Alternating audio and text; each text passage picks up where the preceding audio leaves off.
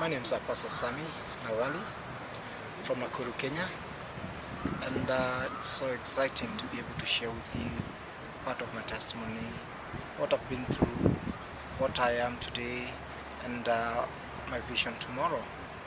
God has been so gracious to me, having taken me from a humble beginning to what I am today. Basically, I was born in a normal family, the last born out of 8 kids, 4 boys, 4 girls, and down the line we had a normal family, normal life, until when I was 9 months old, when my dad and my mom thought we've lived together enough. So they called out, they decided it's time to part company.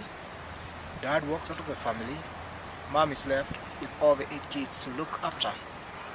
Mom gets the 8 kids, moves out to this council estate where she can afford a house which is about 12 by 12, literally, where the bedroom is the sitting room is the kitchen is the dining, everything is in one room.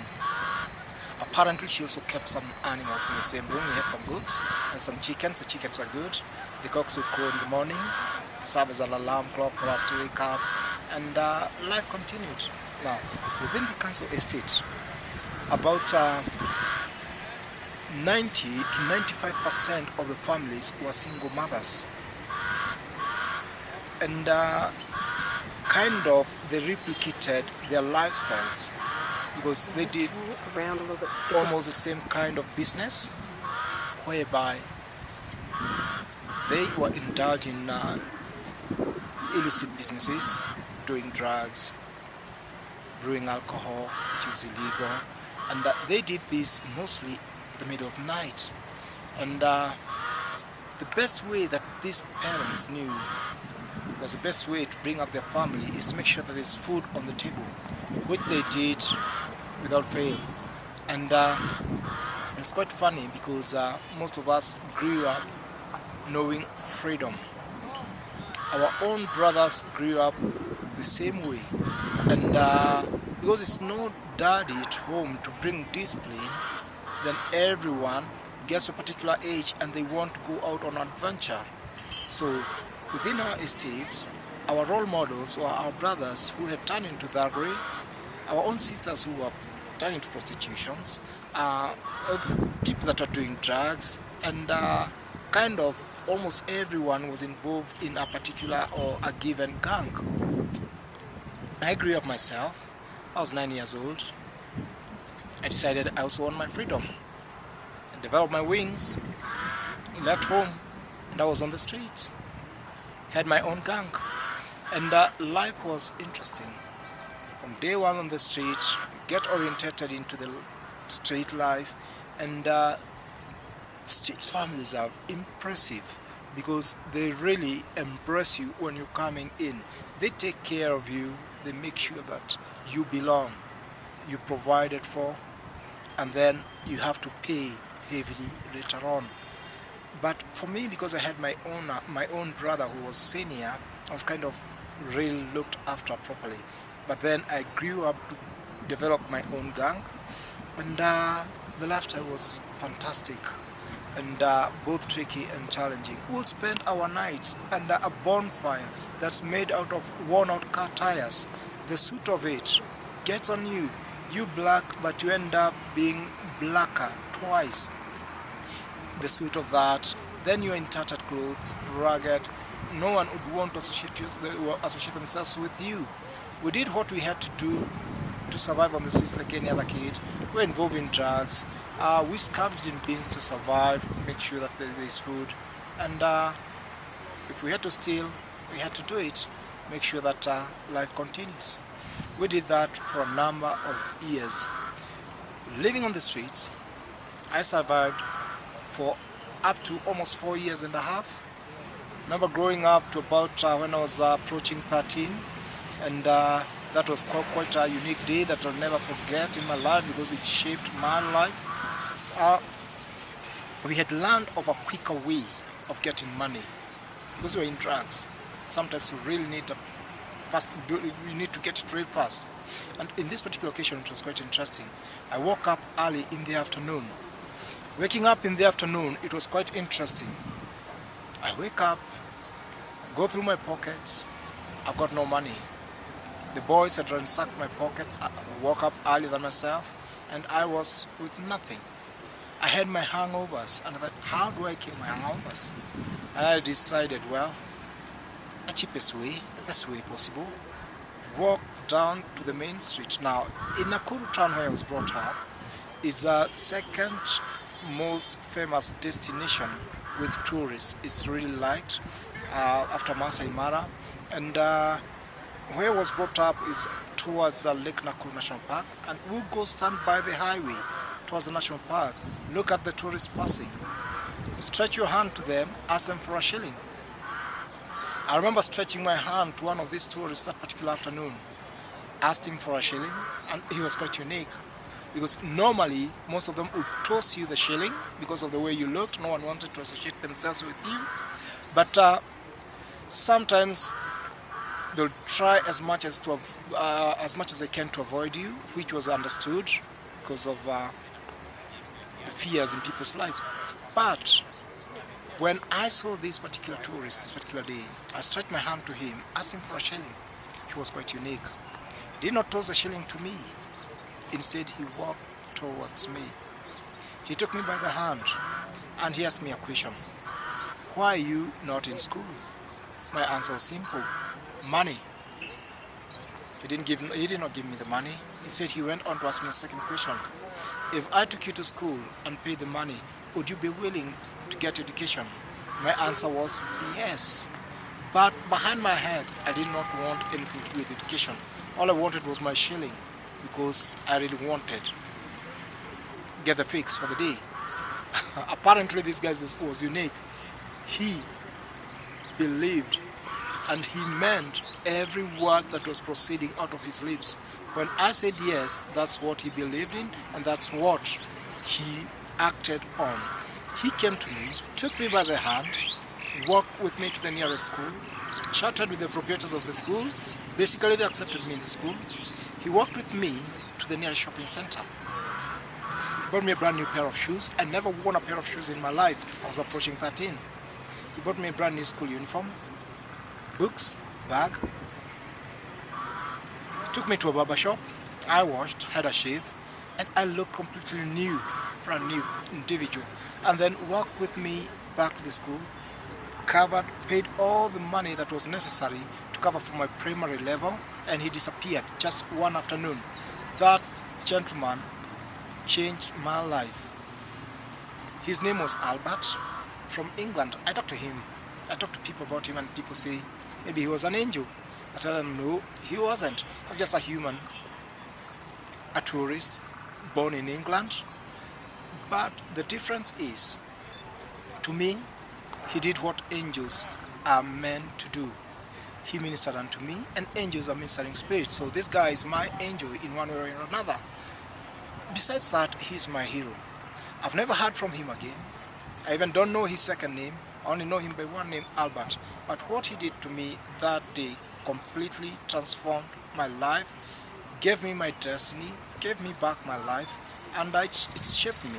Today, I'm doing what I'm doing as a result of what this gentleman did to me. Now, this gentleman, when I met him and when he did what he did to me, for the very first time I felt loved in my life. Growing up, my mom always believed in me. She knew one day my son will grow up and buy a car.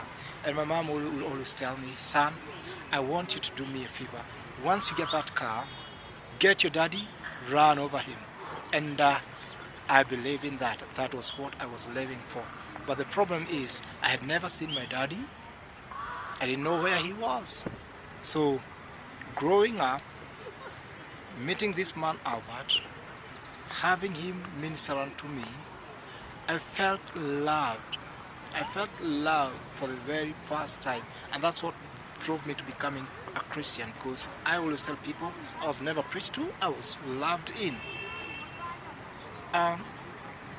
Something that happened is that once this man left, I went back home.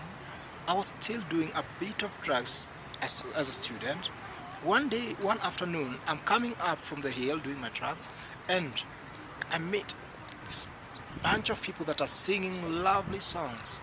And I just think, I want to go there. I walk to that place, but this is what happens. Just being there, the thing that I felt when Albert came to me, took me by the hand, walked with me, that was the same feeling that came back to me. And I just thought, this is it. I want it. There was a preacher after the music, but I never heard a word from the preacher. All I felt was this love, was this warmth, this feeling that I got when I was with Albert. It was present in the midst of those guys. And I said, I'm going for it. And when they made the altar call, my hand was up. I didn't know what else, but all I wanted was what I felt, that feeling. And I got it then and then. I realized that it was Jesus. He changed my life, got into a relationship with him, and today I'm doing stuff out of that. Today God has blessed me, gotten me to a point where I'm running an orphanage. I have rehabilitated kids from the street. I'm creating employment for the people. I'm also I run a church. I'm a pastor. I've got training that I'm giving to kids after rehabilitation, creating employment for these guys. I see all this happening, and I just look back and tell God, thank you, because it's all God's doing. By all means, there's no way I could be achieving what I have achieved if I would have lived just a normal life, because I've not inherited anything from anyone. It's all God's doing, and it's marvelous. I see that and look back and say, God, surely you are Ebenezer. This far you brought me, and it's amazing the heights that we are scaling into, where we're heading. The future looks far much optimistic than ever, and it's all about friends, men and women that have believed in our vision, our passion, and helped us change the lives that we're changing. We've had so many testimonies of people that have been transformed because of this work. For instance, we run a feeding program, and within the feeding program, I remember one Saturday morning, I come out, it's wet and soggy, cold, and I've got a 7-year-old girl who's got her 1-year sister with her. Within that particular time, I look at that girl and ask her, why did you bring your kid sister? And this girl looks at me, she tells me, Uncle Sam, since Wednesday, we've not had anything. The last meal we had was on Wednesday, and it was just porridge. Then this is Saturday morning. My mom asked me to bring my kid sister, so that when I get my portion, I can share with my kid sister. These are some of the things that I hear, and just thank God. God, thank you, I'm doing it. And because they speak to the lives of these people, it speaks to my life. I look at the lives that we're touching and transforming, and that speaks big time. I've seen so many kids through the streets, but what's really interesting is how I got myself into doing these things. It wasn't my choice. I found myself pushed into them. Just the same way I found myself pushed into starting a church, it's always God pushing me into doing these things. Something that happened, I was walking the streets of Nakuru. There was a boy. He was a street boy. He comes running, gets a handbag out of a lady, runs towards my direction. I apprehend him, I get him, snatches the bag from him, give it back to the owner, the lady, and then I speak to this boy. Tell him, brother, you're not the first one on the streets, and if you want to die young and early, keep living this life. Before you there, I was. Before I was, my brothers were. And I remember telling him how my brother was murdered. My brother was stoned to death and buried under a rubble of stone because he mugged someone. I've had others that were burned alive, necklace, that were related with us, came from the same estate. If you want that to happen to you, keep living the kind of life you're living. And when I also shared with him my story, how I met this man Albert, and he transformed my life. And this young man looks at me and he says, help me. I didn't know what to do with that. So I just got him. I was a single boy, took him with me to my house, and it started from there. So he came, and then there was a second boy, third boy, and the numbers have now grown into 37. Now, the 37th boy, this is quite a unique case. This boy, I got him from prison. He's only 4 years old. What happened is that her mom and her husband's girlfriend got into fighting. The boy was only 2 weeks when her mother and the husband's girlfriend went into fighting. So a neighbor sees this lady who's just given birth fighting. She comes to her rescue, but she comes with a club. She's a Maasai. She hits the other lady just behind her neck, and the other lady falls. She collapses and dies. So this girl is taken in for a capital offense in the Kenyan prison, Nakuru. Now, something happens down the line because the prison officers, they appreciate, or the government appreciates what I do, and they put value into what we're doing. They call me and ask me, now, we've got this kid who's 4 years old and he needs to find a placement because in prison, according to the setup, if a kid gets gets to age 4, he's not allowed to be in prison anymore.